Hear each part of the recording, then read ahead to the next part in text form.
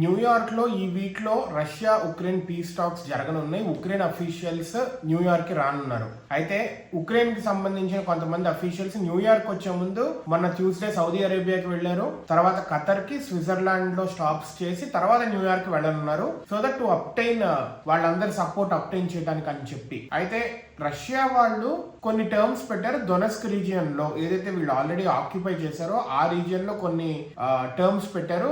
అయితే ఈ piece talks సంబంధించి Donetsk region, very specific to Donetsk region వీళ్ళు ఆల్రెడీ ఆక్రమించారు కదా, దానికి సంబంధించి ఆ ఇండస్ట్రియల్ ఏరియాకి సంబంధించి ఏదైతే రష్యా ప్రపోజ్ చేస్తుందో పీస్ టాక్స్, అది ఉక్రెయిన్ వాళ్ళు ఓకే చెప్పకపోవచ్చు అంటున్నారు. రెండు వైపుల ట్రంప్ అడ్మినిస్ట్రేషన్ వాళ్ళు చాలా ఫ్రస్ట్రేటెడ్ గా ఉన్నారు అని చెప్పి అంటున్నారు. ఎందుకంటే ట్రంప్ అడ్మినిస్ట్రేషన్ వాళ్ళు చాలా ఫాస్ట్ గా అయిపోతుంది ఇదంతా అనుకున్నారు. కానీ బోత్ ద పార్టీస్ ఇద్దరు ఇంప్రెస్ చేయడానికి లేకపోతే రాంగ్ ఇన్ఫర్మేషన్ ఇవ్వటము జరుగుతోంది అని చెప్పి యుఎస్ వాళ్ళు అంటున్నారు. అంటే ఉక్రెయిన్ వాళ్ళు, రష్యా వాళ్ళు రాంగ్ గా చెప్తున్నారు.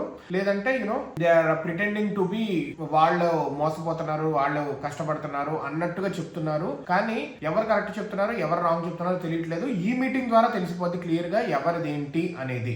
ఎందుకంటే డైరెక్ట్ గా పీస్ టాక్స్ మధ్యలో ఎప్పుడు డిస్కషన్ అయినా కానీ మధ్యలో ఎవరు లేరు, యుఎస్ వాళ్ళు ఇప్పుడు ఉండబోతున్నారు కాబట్టి. ఇంకా ఈ యుఎస్ఎన్వై విట్కాఫ్ ఉన్నాడు కదా, ఈయన ట్రంప్ కి ఇంకా బ్యాకింగ్ చెప్తా ఉన్నాడు, ట్రంప్ ను పొగుడుతా ఉన్నాడు. ఇప్పటిదాకా ఎవరు ఇంతలా చేయలేదు, ట్రంప్ వచ్చిన తర్వాత చేయనున్నాడు. ఈ 8 నెలల్లో చాలా కష్టపడ్డాడు, చాలా నారో డౌన్ చేశాడు ఈ పీస్ టాక్స్ సంబంధించి. గోయింగ్ ఫార్వర్డ్ ఇంకా నారో డౌన్ అయిపోయి టోటల్ గా పీస్ నెలకొల్పాలని ప్లాన్ చేస్తున్నాడు, ప్రయత్నిస్తున్నాడు ట్రంప్ అని చెప్పి ట్రంప్ ను పొగుడుతున్నాడు. మేబీ రష్యా ఉక్రెయిన్ వార్ అయితే గనక ఇక పీస్ నోబెల్ పీస్ ప్రైజ్ కి ఇది చెప్పుకుంటాడు పక్కాగా ట్రంప్ అయితే. ఇంకా ఈ పీస్ టాక్స్ తర్వాత తెలుస్తుంది ఇద్దరిలో ఎవరు మెయిన్, ఉక్రెయినా రష్యానా, ఎవరు మేజర్ పార్ట్నర్ ఈ వార్ ఇంతలా ప్రొలాంగ్ అవ్వడానికి ఎవరు మెయిన్ అని తెలుస్తుంది అని వీళ్ళు చెప్తున్నారు. ఇంకా ఈ అప్కమింగ్ న్యూయార్క్ మీటింగ్ అనేది మెయిన్ గా ఫోకస్ చేసేది security guarantees for Ukraine and future లో డైరెక్ట్ మీటింగ్ పుతిన్ కి జెలెన్స్కీ కి మధ్యలో డైరెక్ట్ మీటింగ్ ఉండే విధంగా ప్లాన్ చేస్తారు అని చెప్తున్నారు.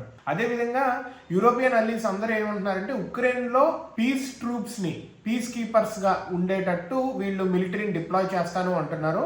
బట్ నాటోకి సంబంధించి డైరెక్ట్ గా మిలిటరీ ఉండకూడదు ఉక్రెయిన్ లో అనేది one of the main condition of Russia and Putin. చూడాలి ఏది ఏమవుతుందో. హోప్ఫుల్లీ పీస్ నెలకొల్పితే మాత్రం, నెలకొంటే మాత్రం దట్ ఈస్ ఆసమ్.